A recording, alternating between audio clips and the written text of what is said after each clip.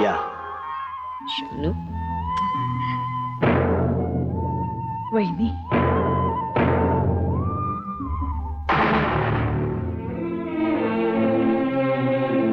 काय झालं स्मिता? कोणीच काय येत नाहीये. खूप विश्वास होता ना यांच्यावर. नलो,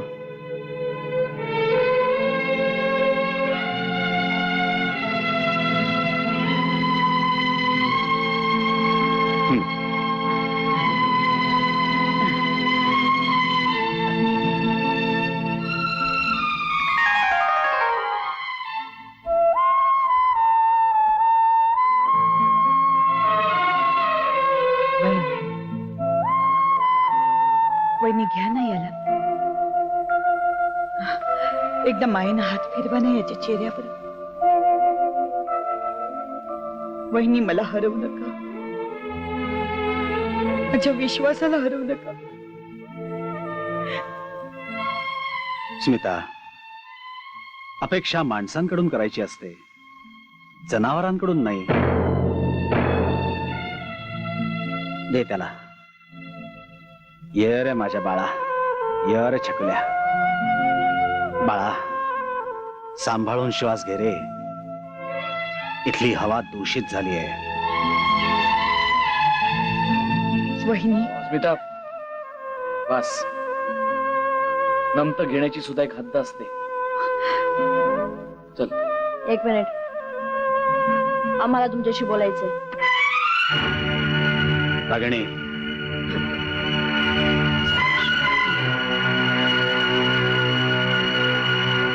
आत्ता नको.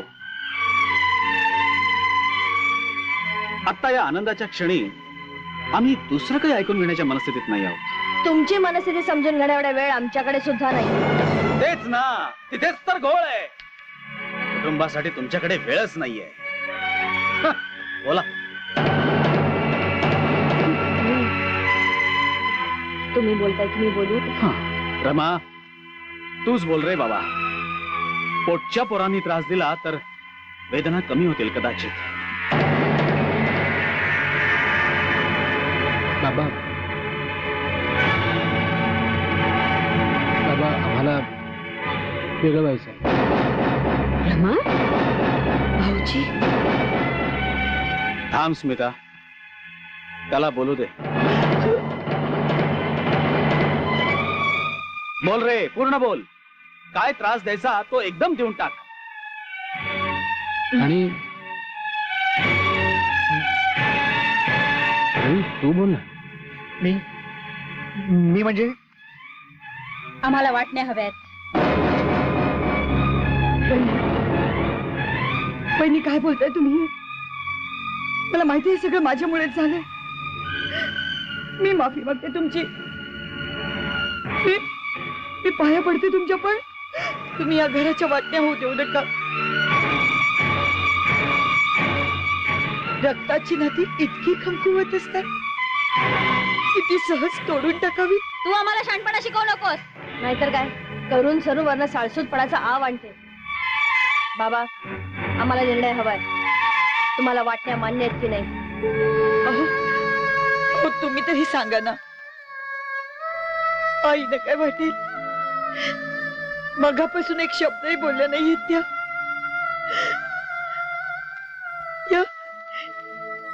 या घराच्या वाटण्या कशा काय होऊ शकतात? तुला माहित नाही स्मिता, किती व्यापारी आहेत ते. यांच्या आईनी कोणाला किती दूध पाजलं, यांच्या आजारपणात औषधांवर यांच्या बापाने किती खर्च केला याचा सुद्धा हिशोब ठेवतील ते. अरे, पण तुमच्या आजारपणात किती रात्री जागून काढल्या याचा हिशोब ठेवायला विसरू नका बाळांनो.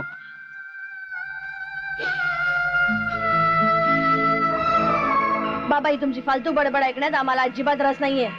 मुद्द्याचं बोला. ठीक आहे, मी या वाटणीला मान्यता देतो. मी माझ्या आयुष्यभराच्या कमाईची वाटणी करीन,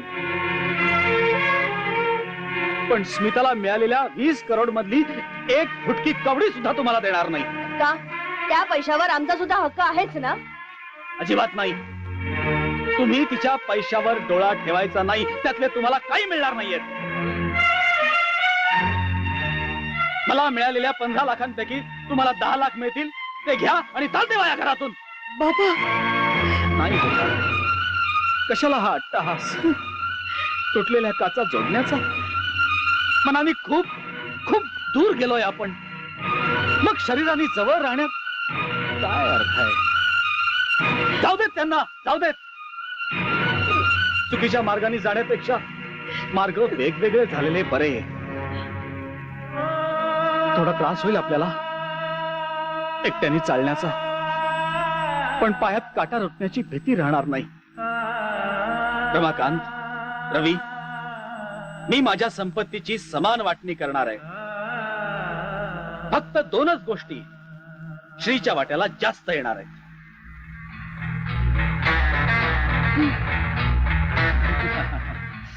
वाटलंच मला. लगेच आमच्या सुनांनी कान टवकारलेत हे ऐकून. नाही, पण काळजी करू नका. तुमच्या दृष्टीने अतिशय निरुपयोगी गोष्टी आहेत त्या. वाटणीच्या निर्णयावर शिक्कामोर्तब करताना मी असं जाहीर करतो की दिनकर देशमुख आणि नलिनी देशमुख या अत्यंत अडगळीच्या आणि जीर्ण वस्तू फक्त श्रीच्या वाट्याला येतील.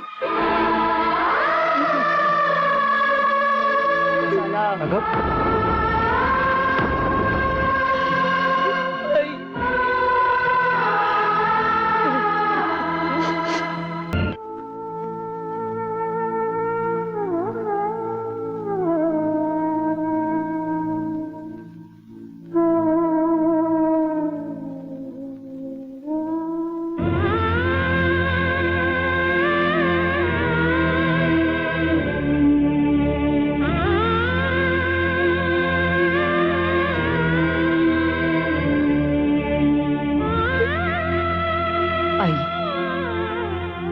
आई पुन्हा तुमच्या डोळ्यात पाणी. मी खूप प्रयत्न करते ग हे पाणी थांबवण्याचा, पण जमतच नाही. हे पाणी सुद्धा हट्टी आहे मेरी. आणि या रिकाम्या खुर्च्या पाहिल्या ना की घरातल्यांचं एकमेकांपासून लांब जाणं जास्तच जाणवतं बघ. आई, हे रिकामपण कधी ना कधीतरी नक्की भरून येईल. माझं मन सांगते देवी पुन्हा या घराला प्रेमाची साथ दे. याच आशेने तर जगवलंय मला गेली 7 वर्ष. स्मिता, 7 वर्ष झाली नाही? सगळं कसं कालच घडल्यासारखं वाटतंय. एखाद्या छान रंगवलेल्या चित्रावर कुणीतरी येऊन भस्कन पाणी ओतून द्यावं तसं झालं नाही. आई, असं नाही करायचं. किती त्रास करून घ्याल स्वतःला. या घरात पुन्हा सुखालेलं पाहायचंय ना तुम्हाला, मग तुम्ही मनानं खंबीर व्हायला हवं.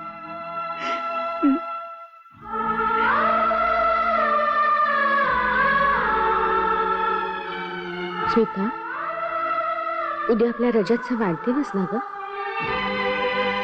हो. फार धाडवस वाटतं त्याला. आजीच्या हातची पुरणपोळी खावी असं त्यालाही फार वाटत असेल ना? भेटता येईल का ग त्याला? बघूया, करू काहीतरी. बाबा येत आहेत. मी अण्णा आणि मानसला बोलावून आणते. आपण एकत्र जेवायला बसूया. देवी माता, माझ्या सुनेचा विश्वास खरा ठरू दे. तू स्त्री आहेस माता. घर तुटण्याचं दुःख स्त्री इतकं कुणालाच करू शकत नाही. चला बाळराजे, आजी वाट पाहते. ए थांब ग बाबा, गोष्ट पूर्ण करा ना. सांगा, चेकणीच्या तावडीतनं राजाला कोण सोडवेल? आता उरलेली गोष्ट रात्री सांगे ना, नाहीतर तुझी आई तुला आणि मला कान पकडून उभं करेल. काय बरोबर ना? चल काहीतरी. बरं चला, नाश्ता तयार आहे. चल मानस. हा. एक मिनिट. काय झालं आता? By P. काही उपयोग नाही आता. पण माझं ऐकून तर घे. झालं होतं तुम्हाला. जगणं नकोस झालं मला या घरात. पुन्हा पुन्हा त्याच विषयावर किती दिवस चर्चा करणार आहेत हे देव जाणे. हे बघ नलू, मला फक्त एवढंच कळतं की या सगळ्या गोष्टींकडे आपण खूप प्रॅक्टिकली बघायला पाहिजे. काही गरज नाहीये त्यांच्यासाठी रडण्यात आणि वेळ वाया घालवण्यात. अहो, हे बघ, हातातून निसटून गेलेल्या क्षणांवर आपला अधिकार नसतो नलू. त्यापेक्षा आपल्याला एकच मुलगा आणि एकच सून आहे असं आपण समजू, आणि त्यात शहाणपणा आहे. इतकं सगळं सोपंच नका हे. 9 महिने वाढवले मी त्यांना माझ्या पोटात. त्यांना जन्म देताना ज्या कळा सोसल्यात त्या अजून विसरले नाहीये मी. आणि हे काय सांगताय तुम्ही मला? हे असल्या शहाणपणाचा हिशोब नाही कळत आई मुलाच्या नात्याला. कळते की फक्त माया. पोटातून हृदयापर्यंत आलेलं नातं आहे हे. तुम्हाला ते कसं कळणार? तुझं दुःख मला समजत नाही असं म्हणायचंय का तुला? पण आहे ते स्वीकारायला जमलं की दुःखाची तीव्रता कमी होते. बाबा, तुम्ही काही न खाता चाललात? अहो, थोडं तरी खाऊन जा. नाही, नको. अन्नावरची वासनाच उडाली आहे माझी. अहो, माझं ऐका तरी. असा काय त्रागा करायचा?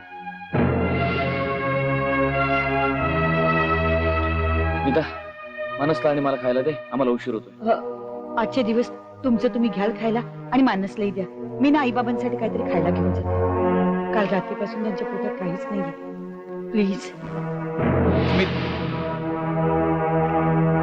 चला बेटा, आपण आता बाहेर खाऊया काहीतरी आणि मग तुला शाळेत सोडतो, ठीक आहे? ठीक आहे. मानस, तुझे मी बघतो. हॅलो, हा बोलतोय.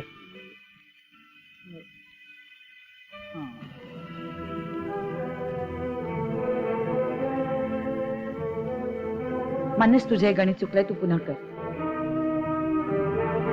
ठीक आहे, ठीक आहे. हॅलो, तू रजतला भेटायला कोणाच्या परवानगीने गेली होतीस? बाबा, मी आणि कोणतरी आठवण काढली वाटतं. या 4 भिंतींच्या बाहेर कुणीही आठवण काढणार नाहीये आपलं. ज्या रजत करता तुमचा एवढा जीव तुटतोय ना, त्याच्या वाढदिवसाची जंगी पार्टी दिली दागिनीनी, आणि तुम्हाला तोंड देखलं बोलवणं देखील नाही केलं. मेली आहेत ती आपल्या करता, मेली आहेत. आणि तरी देखील तुम्ही शाळेत भेटायला गेलात अपमान सहन करण्याकरता. बाबा,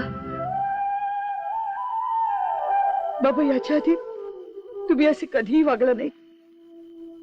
मग इतके कसे बदललात? कठोर बनलात? बदलण्याशिवाय गत्यंतर नव्हतं.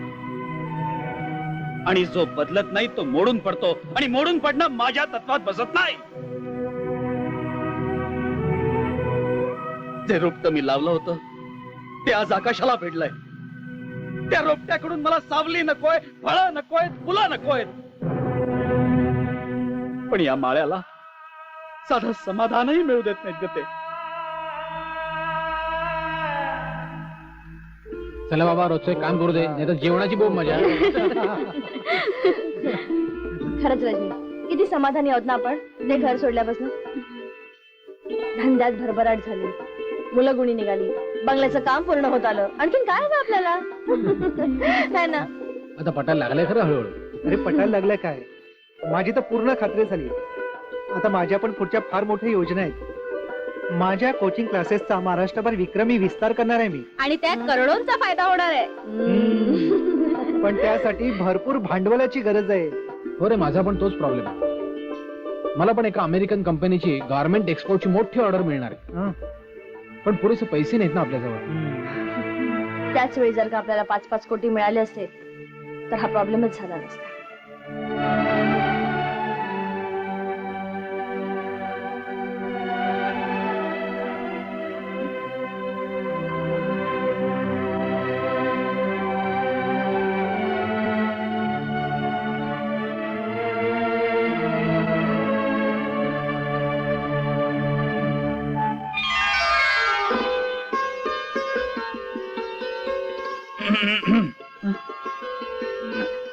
राहू द्या, मला तुमच्याशी थोडं बोलायचंय. मग बोल ना. रमा भाऊजी आणि रवी भाऊजी परत या घरात येणार नाहीत का? नीता, या व्यतिरिक्त तुझ्याकडे दुसरे विषयच नाहीत का ग? असं का म्हणताय? हे घर पूर्वीसारखंच पुन्हा असावं असं नाही वाटत तुम्हाला? इतरांसाठी नाही, पण निदान आई बाबांसाठी तरी आपण प्रयत्न करायलाच हवे. या घरात कोणासाठी काय करायला हवं हे तुला बरोबर कळतं. फक्त नवऱ्यासाठी काय करायला हवं तेवढंच कळत नाही. स्मिता, मला खूप खूप त्रास होतो या सगळ्याचा. सदान कदा आपलं चेहरा पाडून बसायचं. मी इतक्या कौतुकाने गजरा आणला तुझ्यासाठी, पण तू माळूनही दिला नाहीस मला. आज काय तर वहिनींचं असं, उद्या काय तर भाऊजींचं असं, परवा आणि काय. शी. सतत सतत या घरातली फक्त सून म्हणून जगतेस तू. अगं, माझी बायको म्हणून जगायला कधी शिकणार आहेस? अहो अहो, मी तुमचीच आहे. तसं वाटत तर नाही. माझं ऐका तरी, हे सगळं आपल्याच घरासाठी आहे. तुझ्या दृष्टीने आपलं घर जेव्हा फक्त तुझ्या माझ्या पुरतं मर्यादित होईल ना, तेव्हा सांग मला. Good night.